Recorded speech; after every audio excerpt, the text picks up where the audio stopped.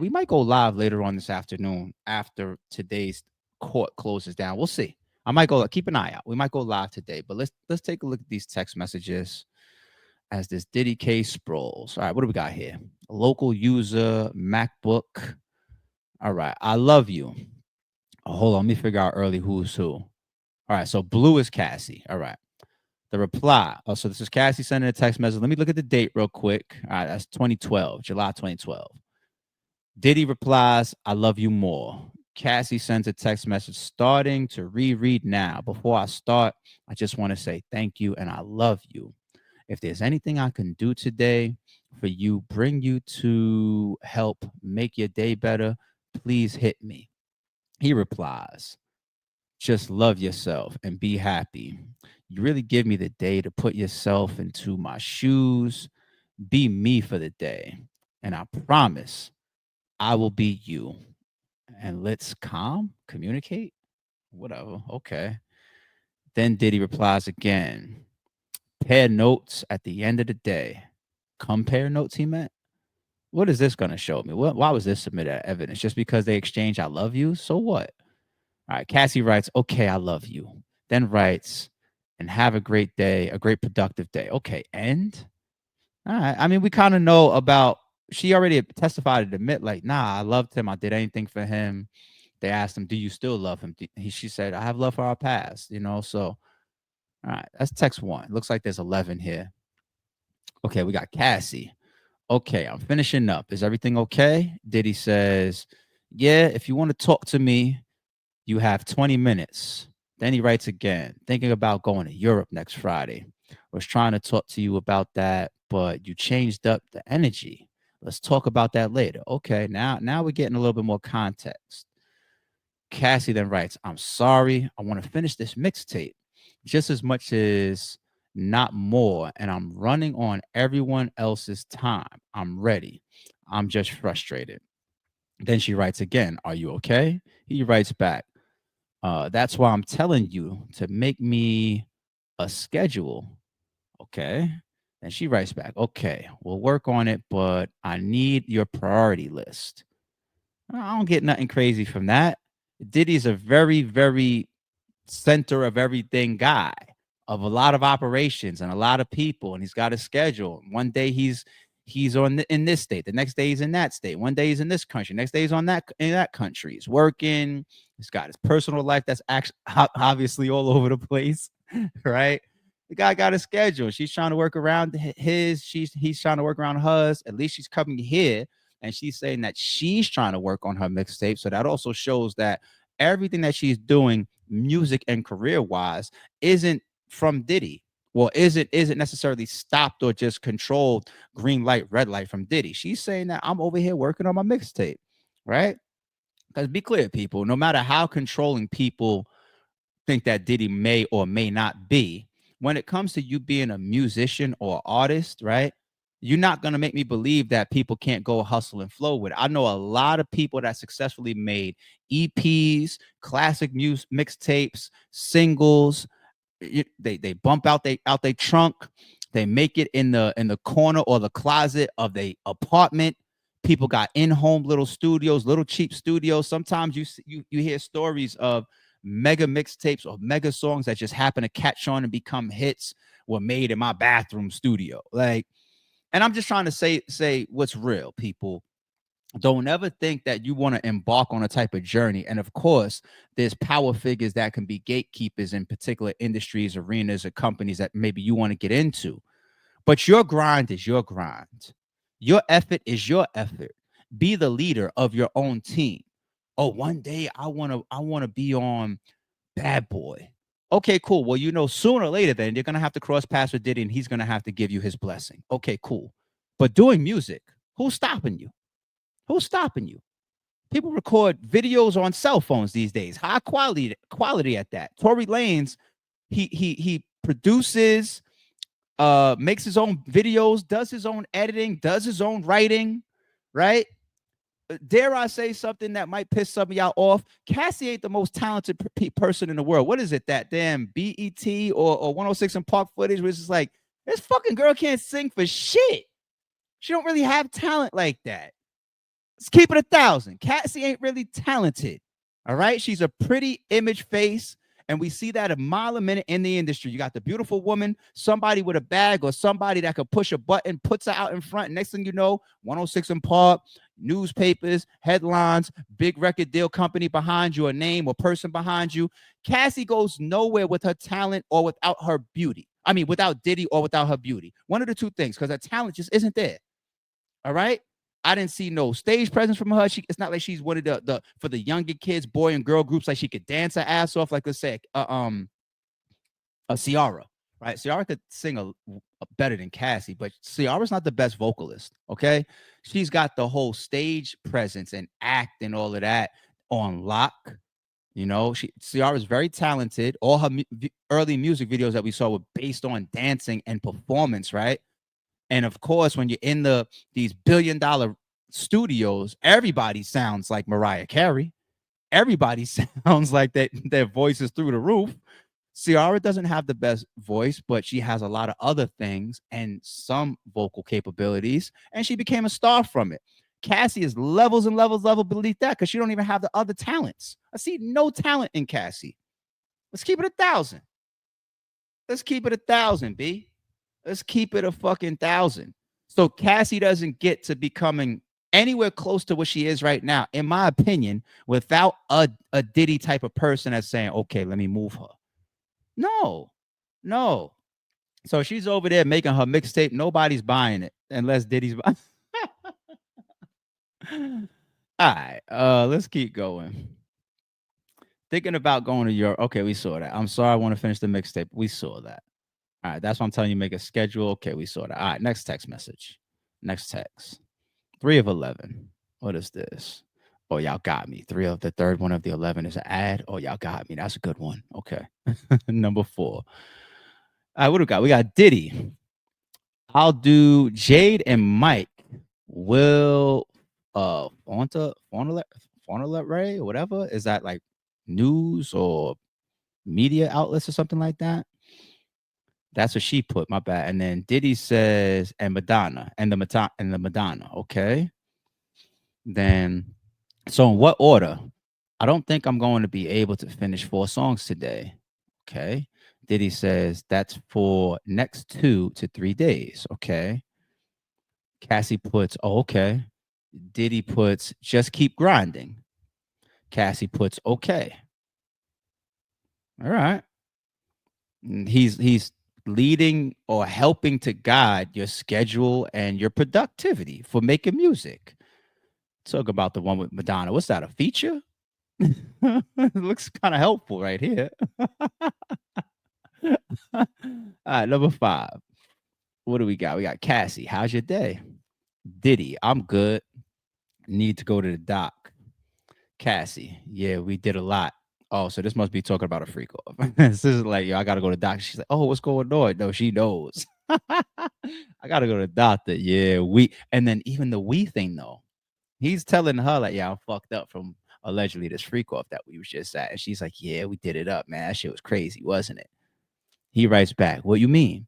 She writes back, a lot of drugs, a lot of partying. Why she got to write the word drugs? You don't know how to text, Cassie? What year was this? This was 2012. This is 2012. You don't know how to text. You don't text the word drugs in a text. She said a lot of drugs and a lot of partying. Yeah, you definitely was young with it. What you mean? Drugs. Whatever.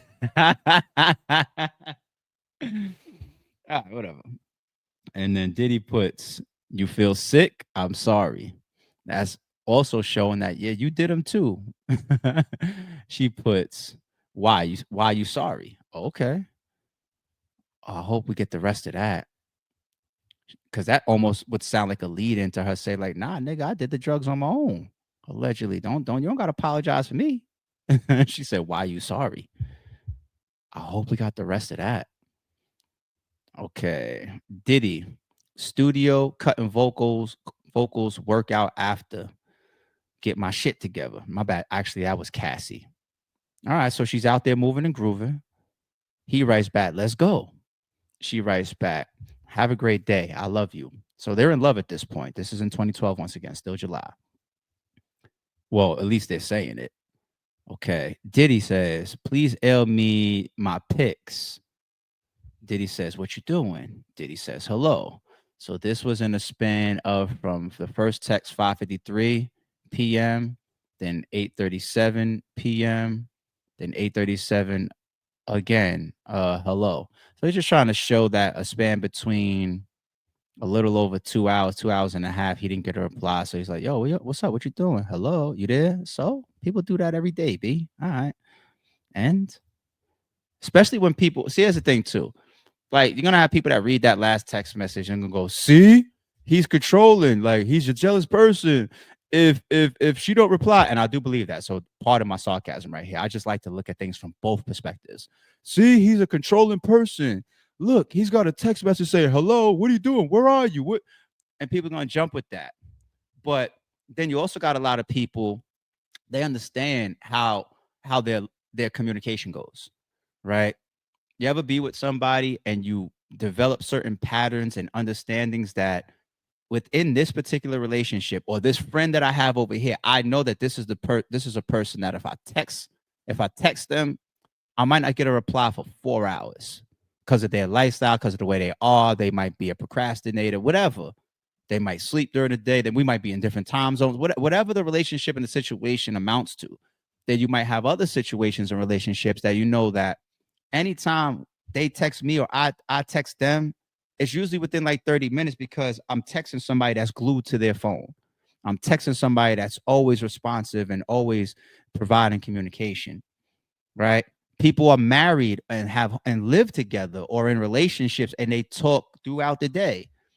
And if you're at a point where you're exchanging I love yous and then you also got other things that's going on, and then 3 hours later, you're texting somebody, hey, send me this. I need this. You don't get a reply. You ask what you're doing. You don't get a reply. Hello. There's a million guys out there that's going to say, what the fuck? Like, where's she at? She's not replying. Is she with that nigga again or what? You know what I'm saying? So don't run with that. And if you do, understand that you could look at it from both sides. All right.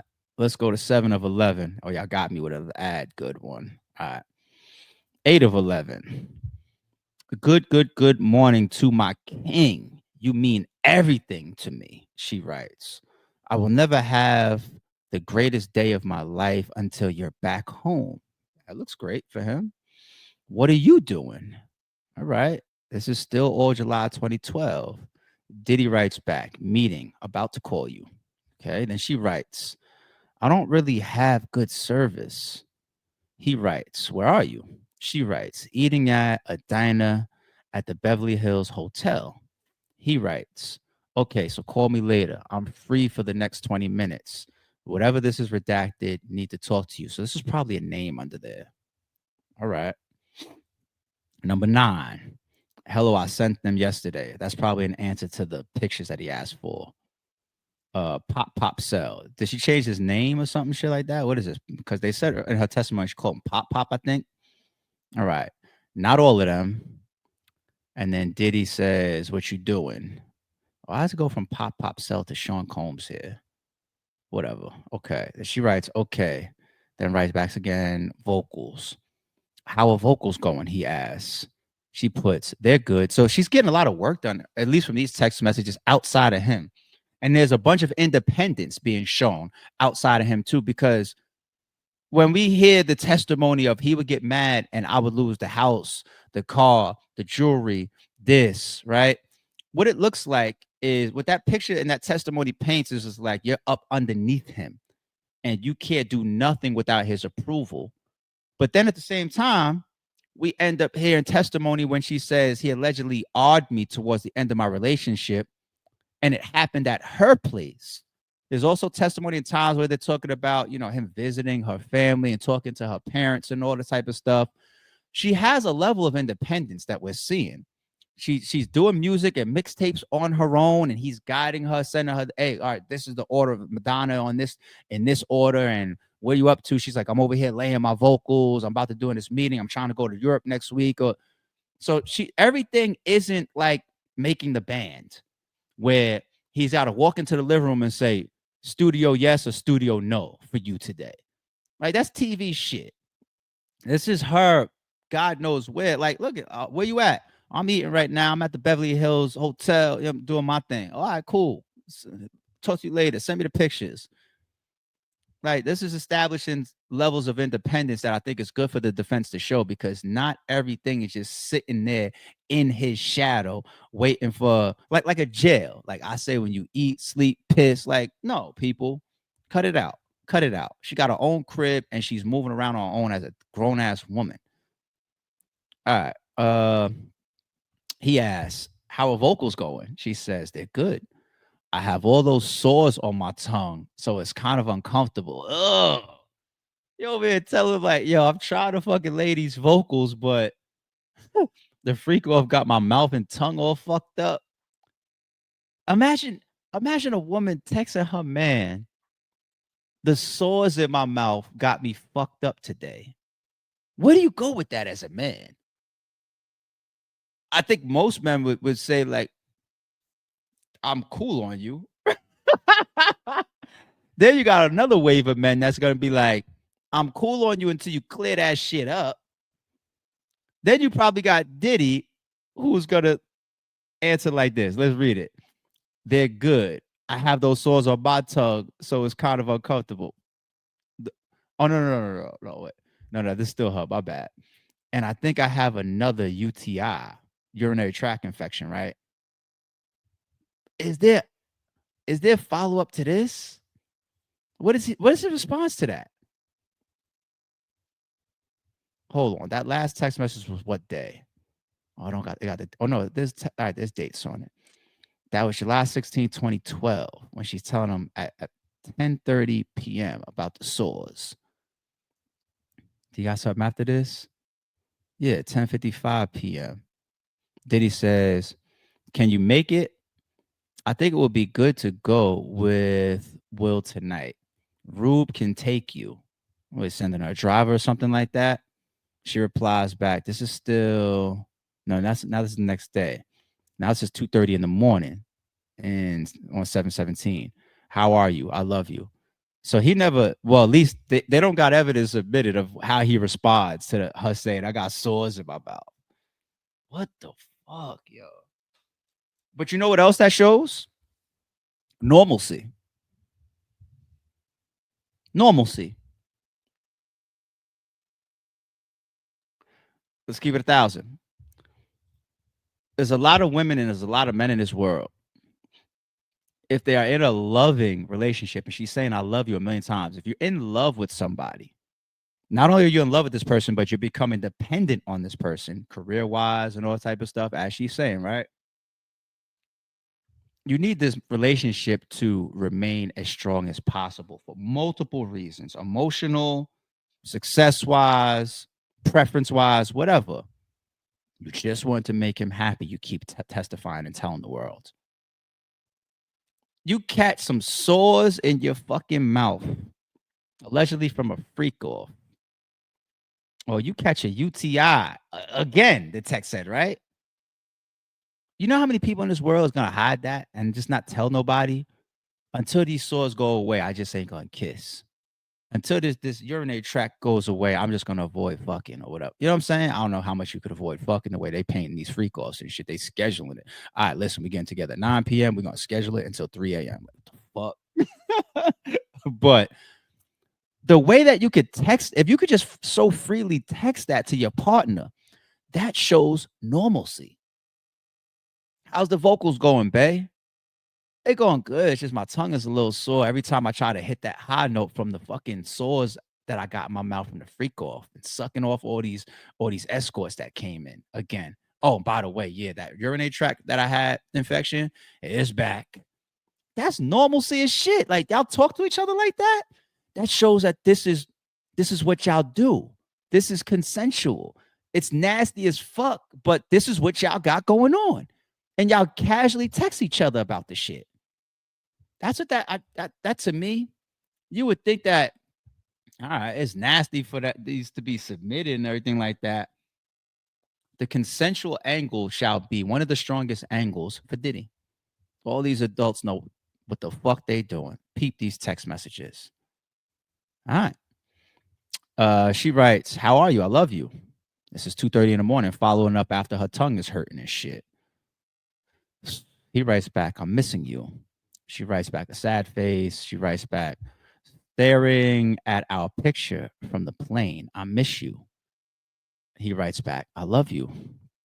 And then, good morning to my queen. Have the greatest day of your life and get a lot of work done. Go get a lot of work. He's not there. Once again, she's off being independent. She's off. How are you today? Where are you? What you up to? I'm over here. I'm minding my business. Enjoy work today. Do your thing. Go green light. Be motivated. Independence away from me on your own crib. You text me, oh yeah, by the way, these saws. Oh yeah, I'm in the studio laying down these tracks right now. These text messages, I didn't think were gonna show me this much, but I'm taking a lot from them, to be honest. These text messages. And the last one's an ad. I'm just saying. Now, we asked the question, yo, why are these text messages, which was submitted as evidence, why were they released to the public? I don't know if you're allowed to, like, if once it's submitted as evidence in a trial like this, if these things become publicly available. I don't know if that's the rule. I mean, you're not allowed to have cameras in there, so I don't know. I don't know how. Let's say hypothetically, we're allowed to see these pictures because somebody somewhere just wanted the public to see them the way that we're doing and the read right now. I could understand why. If you gotta continue to establish winners and losers at every monumental moment of this trial, that's a win for Diddy. Those text messages that we just read.